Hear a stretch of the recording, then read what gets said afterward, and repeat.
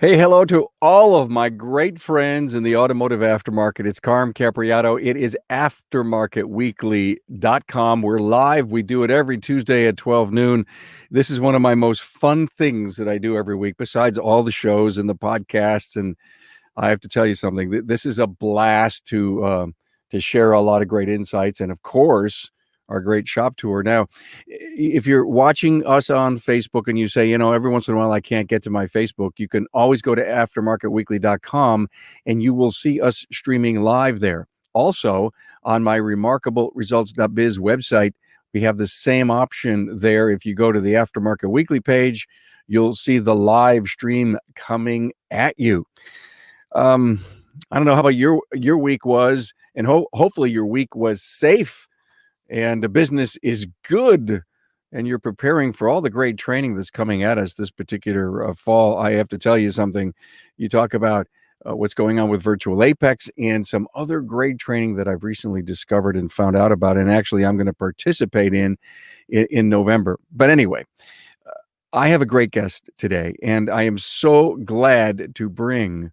But first of all, let's give a shout out to AJ Neely. He's in the house with us. Welcome, AJ. Let's bring on AJ. Let me see. Here's AJ. There he is. Hello, my friend. How we doing? Golf clap in the background. That's right. Yeah. Got it, bud. Nice to see you. You as well. Neely's Auto Service, Edgewater, Maryland. I spelled your name wrong on the Giphy that I played. It's all good. It's all good. It's sorry, man. Right there, big EY. Like I said. Yeah, I was the world's worst speller, but I know different. You've been on my show. In fact, just go to the website and type in AJ Neely and listen to some great episodes. Anyway, AJ's here as my guest host. We're going to let's bring up the agenda. We're going to talk about marketing return on investment. AJ has got that, and he's got tire selling tips for us. We're going to give you your fortune of the day. We're going to do a shop tour and trivia. And the shop tour is at Community Auto with Richard Zagman in Grand Rapids, Michigan. I just think this is one of the most beautiful buildings out there. That's cool. I just love that building, Richard. I can't wait for us to see it. Hey, if you'd love us to consider your shop in any one of our tours, Carm at remarkableresults.biz or Carm at aftermarketweekly.com, or there's a million ways to get a hold of me. So good to have you here. Hey, don't forget that we archive every one of these episodes on the website, aftermarketweekly.com. You can watch all 23 previous. Today's the 24th episode. You can see the shop tour. Of course, you can, we tell you who was on with us, what we talked about, and where the shop tour was. And love to have you hang out with that. We do a trivia question each and every week. The trivia question this week is, who designed the original Volkswagen? And you're all going to say, maybe you know it, and maybe you don't. But when you find out the answer, you're going to have a V8 moment, because you probably would have said to yourself, I knew that. Hey, if you're out there on social with us, check in with your city. I'll actually start looking at the social comments here in a minute. Give us a like.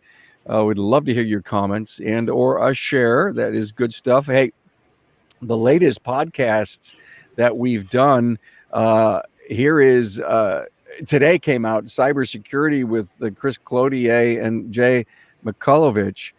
I got to tell you guys, we think it won't happen to us. We don't think ransomware will happen. Well, these guys come in here and pretty much tell us, hey guys, your network, your customers, the connectivity to your vehicles, you really need to look deep inside of this. And last Friday, Brian Walker was on and we talked about SEO, the evolution of it. And I got to tell you, you listen to that thing, you're going to learn 3 or 4 really, really good things from Brian on SEO. You can't abdicate SEO to your marketing company. And that's basically this kind of information that we shared with you.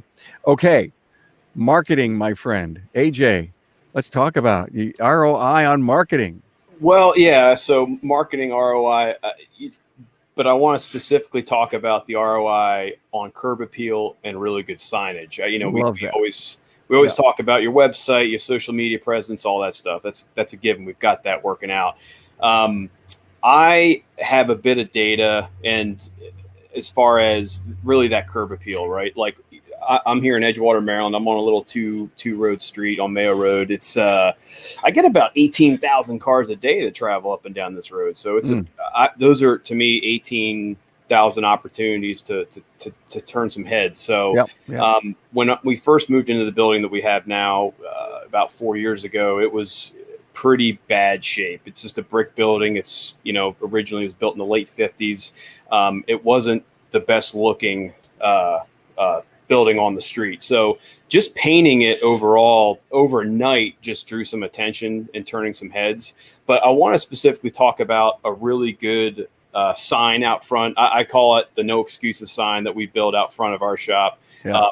It's so big, it's so bad, it's so bright that if you don't know where Neely Auto Service is on Mayo Road, then shame on you. That's pretty much it. Or else I didn't spend enough money. But this sign that we built, it looks really great at night. It's extremely clean. It is this logo out on Mayo Road. It's got this really cool neon lit up display at night. It's got a great digital sign reader board on it as well.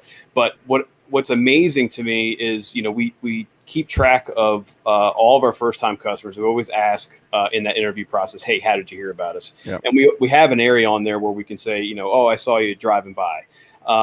I can definitively tell you that the number of drive-by referrals that we had literally doubled the following month that we installed this sign. And so just to throw out some numbers here, this sign cost me about like $42,000, and that's a big price tag that people are going to look at and say, no way, I would never do it. You're crazy. You're crazy, right? But if we amortize the cost of this sign, let's say 5 years, right? Okay. And also too, on average, what are we spending, per new customer? What are we spending in advertising dollars to gain a new customer, right?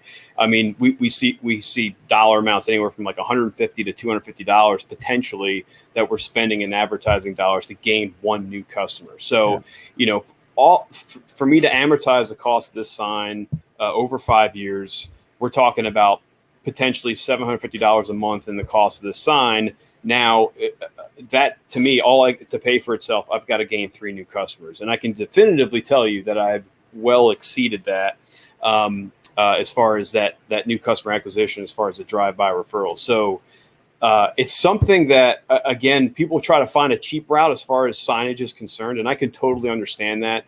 I hired a company to just take care of it all. They use high quality equipment. I've got a 7-year parts and labor warranty on this thing. They actually just came out to replace one of the digital reader sign panels. No questions asked. I've got full creative control as far as what the sign says and what to display on it.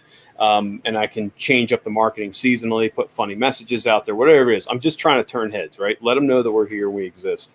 We've seen a lot of shop tours with these beautiful signs, and I'll tell you, the owners are so proud of their finished product and the draw that it has for them. Would you mind giving me a ballpark as to the kind of money that you spent?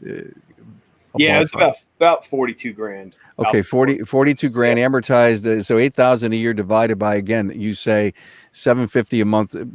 So when you look at gaining a new customer at the tune of $250 that you spent on the sign, and 18,000 vehicles that travel by the front of your place, is that every month? That's every day. That's every day. That's every day. Yeah. Well, there's the bonus. That's why you spend the money. Right. Exactly. Yeah. So if you've got the traffic, if you're in the location for it, and you're just looking to complement your marketing dollars, I'm telling you, it goes a long way. It gets you noticed. So, and every, of course, every area and region's different. Some limit you to size and how close they are to the street, stuff like that. So again, I just hiring a company. Wow. They know the permit process and all that stuff. So, well, thanks for that. I appreciate that. A nice little succinct, 3 to 4 minute update on the value of signs. Friend of mine, Jim Fleischman, who we did a shop tour 2 or 3 weeks ago. He's way off the road in the country, right acres and acres around him, and he doesn't have a sign. And him and I actually chatted about that, and he doesn't want to spend that kind of money, but he knows he needs a sign. So maybe this will motivate Jim. Thank you for that.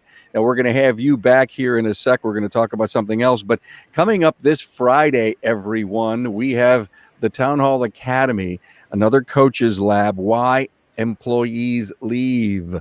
And this is going to turn into a show on how to keep great people. And we've got Dan Taylor, Murray Voth, and Dave Shadeen, and it's going to be a great show.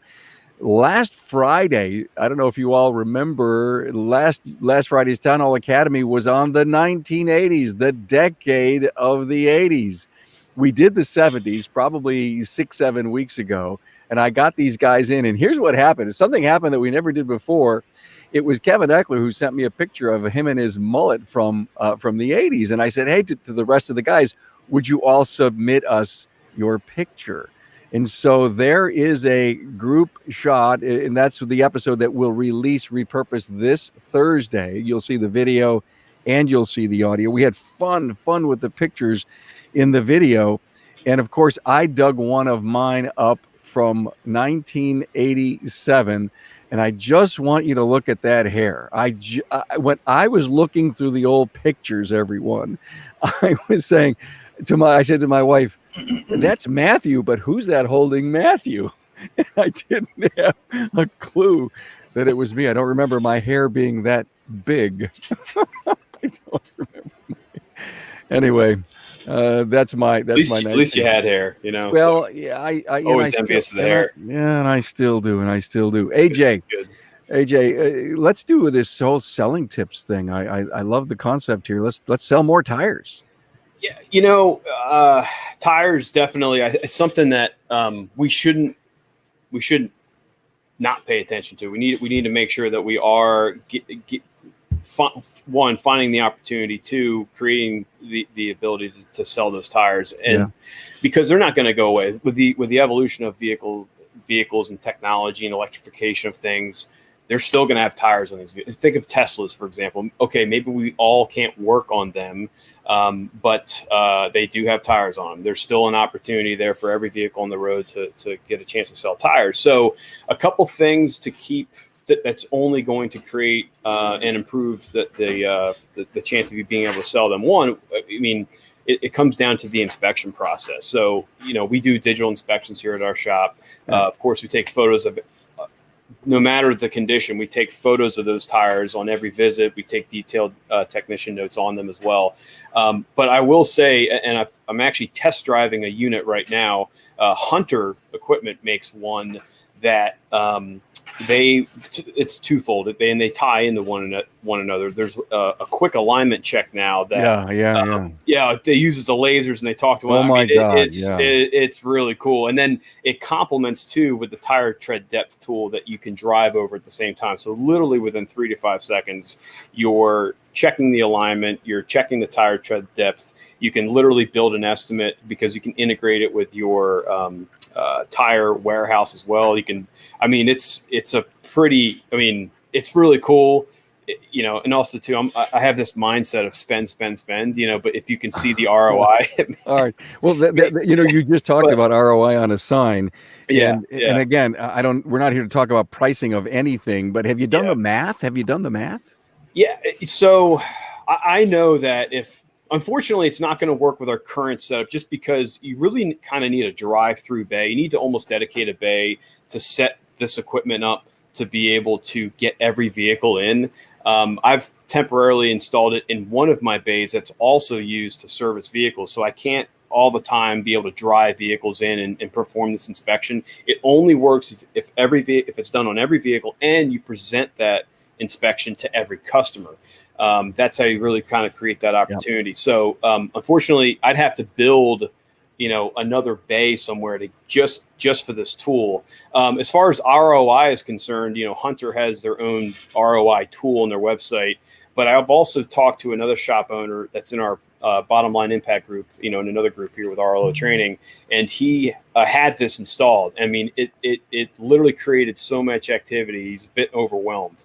So it does work. Again, it works if you work it, just like anything else. You got to sell it. You got to use it. So next week we're gonna have a tour at Zimmerman's out in Mechanicsburg, and they're tire pros. And so thank you for this, because I'm going to ask Judy Zimmerman when we see her tour next week.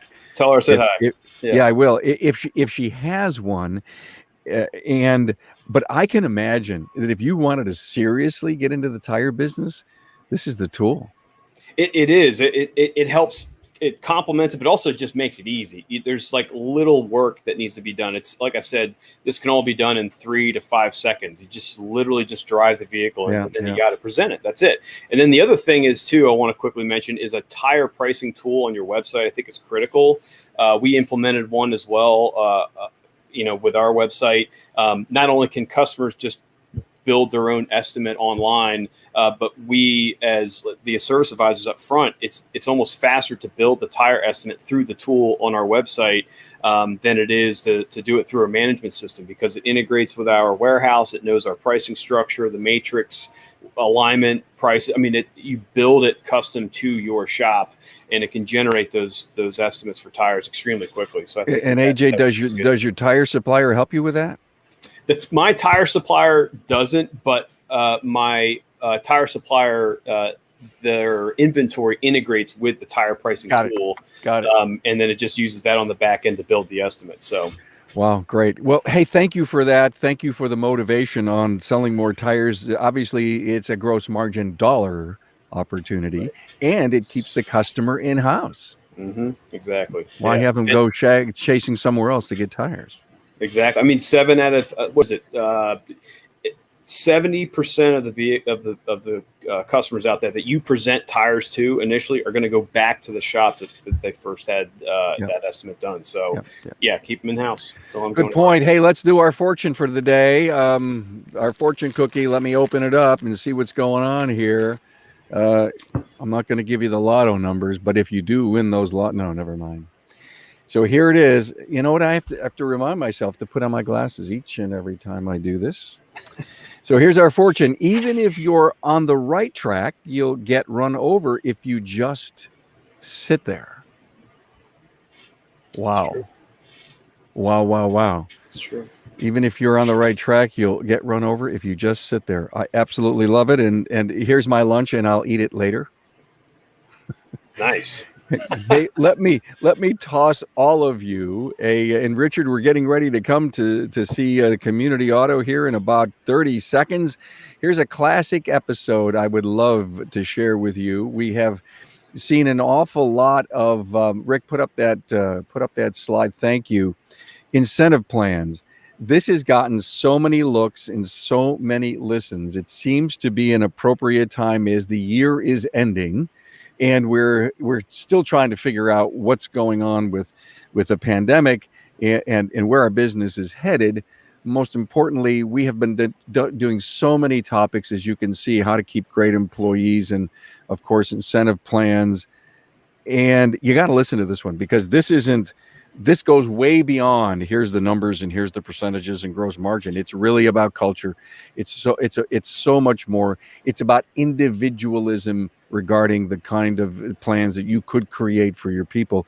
So please, everyone, if you've not listened to the audio or even watched the video, Town Hall Academy 191, great show. Well, let's go out and do our shop tour with Richard Zagman at Community Auto in Grand Rapids. Richard, we're gonna bring you up here, and wow, AJ, you and I are gonna kind of go on the side a little bit here. Let me see if I can make Richard the primary slot. There you go, Richard. Welcome.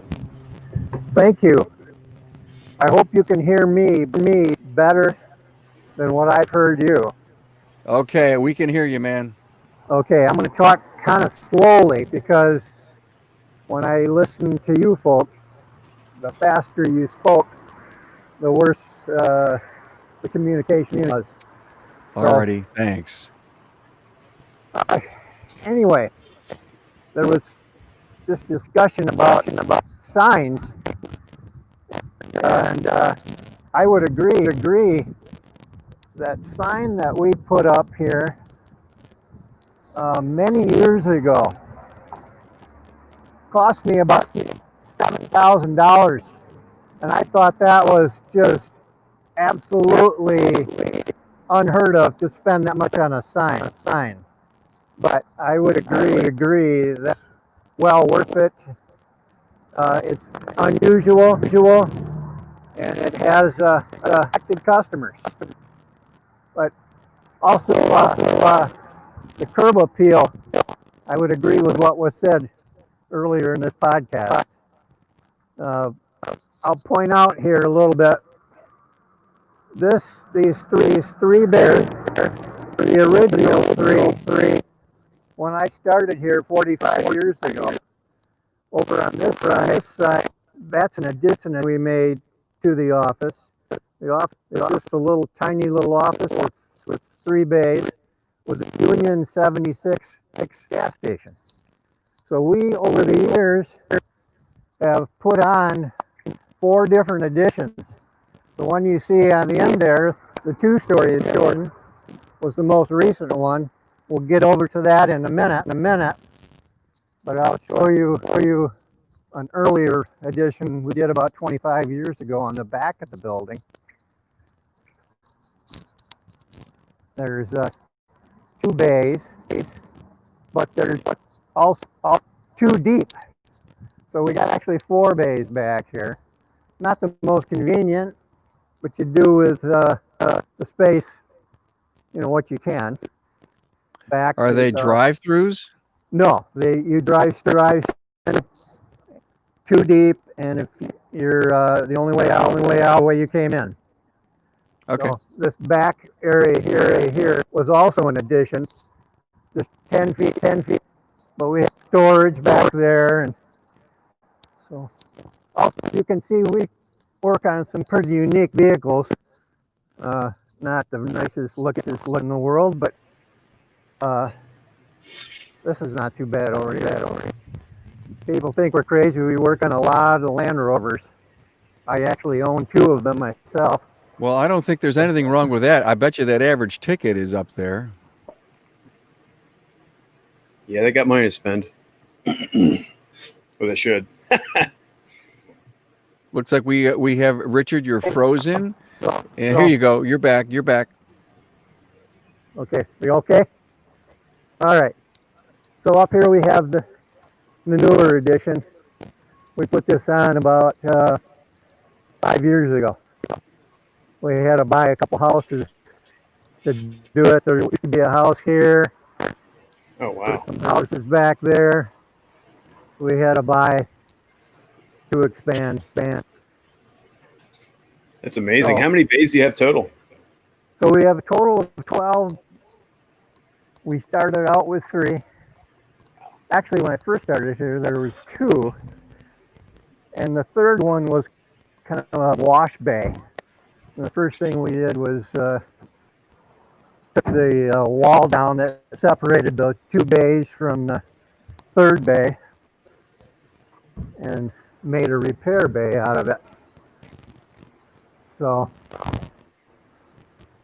anyway, over the years, we went from 2 to 3 to 8, and then 12.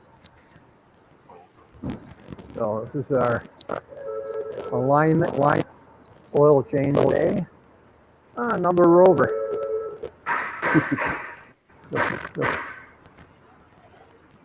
So this. I think he's bragging a little bit. I love it. What's that?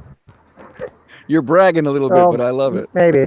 Yeah. So we're standing in the third, and then one of the first additions we made was we added a 4th bay in front of the 3rd bay. So these 2 bays are again double deep, which isn't the best thing. I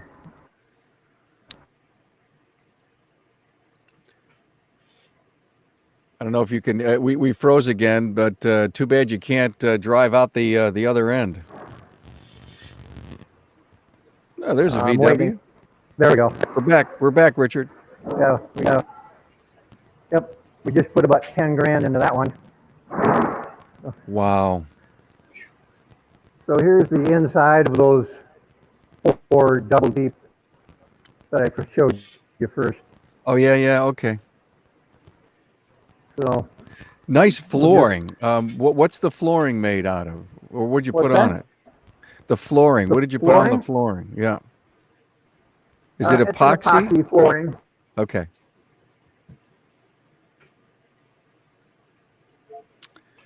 Well, my friends that are out there, this does happen with cell phone technology, where we have a frozen screen right now, and I'm sure here he comes. You're back again. Sorry about that. No problem, sir. Yeah, there must be a kind of a dead spot there. Yeah. So as I was saying, yeah, that's epoxy floor that we. Do you have plexiglass up between the customer and the service consultant? We do. Yeah, looks like you do. Yeah, okay, I see it. Sneeze guards in effect. Yep. Yeah. Very nice. People don't wait anymore, Richard, do they?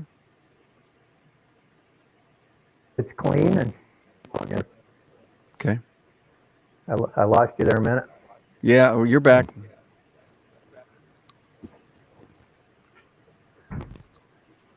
So that's pretty much it, really. Very nice. AJ, any? Is this your place? This is my office. Mine? No. Oh. Oh, this is your office, Richard? Someday. Okay, great. Yeah, great. Any questions, AJ?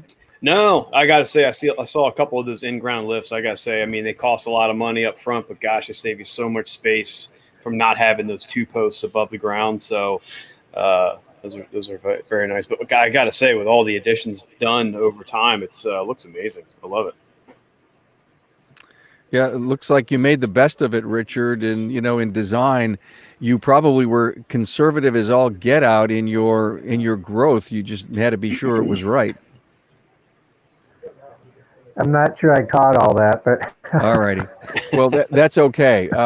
We've got Kimmy's with us. Hello, everyone. And Aussie says the shop looks great. So we've got a lot of great compliments for you, Richard. We're going to keep you in the background here, and hopefully we'll have you back. So if you want to flip your camera, that is a wonderful thing. As I was telling everyone, next week we're going to be at Zimmerman's Automotive and Tire Pros in Mechanicsburg, Pennsylvania. And Judy Zimmerman and her daughter Jackie Hauer are going to do that. Let's finish up with the trivia, everyone. And we've actually, my friend Bill Naylor, of course, he spilled the beans. I'm going to have to mute Richard. Boy, that was one of the most interesting technical glitches we've had since doing the show. But who designed the original Volkswagen? Well, as my friend Bill Naylor got it, it was Dr. Ferdinand Porsche. He found the company that bears his name, of course, Porsche, and designed the Volkswagen. The intent was to copy the success of the Model T in that it provided an inexpensive car that almost any German family could afford. Several other manufacturers were working on the same concept, but Porsche's was unique with its 4-wheel independent suspension, rear-mounted air-cooled engine, and aerodynamic shape, and was selected for production. Well, you know what? I continue to look for the radiator in that car, and I still can't find it. And that was around when I was young, that original VW. Hey, listen, if you want to do a shop tour or be my guest host, love to have you. Carm at aftermarketweekly.com. AJ, thanks, man. Thank you. Always a pleasure. Good stuff. Appreciated it. Great insights. And Richard, thank you so much for the great tour of Community Auto out there in Grand Rapids. Until next week, everyone. Peace. Love you.